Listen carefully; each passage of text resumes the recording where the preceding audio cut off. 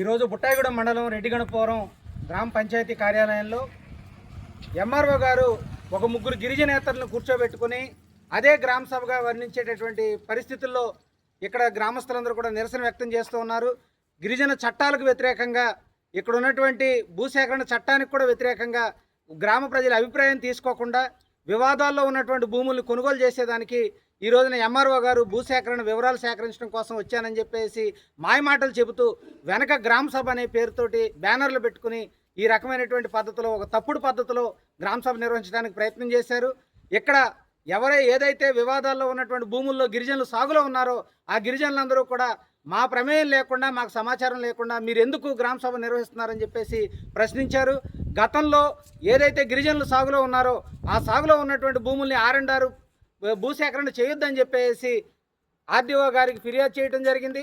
దానిపై ఇప్పటి వరకు ఎటువంటి చర్యలు చేపట్టడం కానీ, విచారణ జరపడం కానీ, స్పందనలో మనం ఏదైతే ప్రజా సమస్యల పరిష్కార వేదికలో ఫిర్యాదు చేశామో ఆ ఫిర్యాదును పరిష్కరించడంలో కానీ ఇప్పటివరకు రెవెన్యూ యంత్రాంగం వైపు నుండి ఏ విధమైనటువంటి చొరవ లేదు.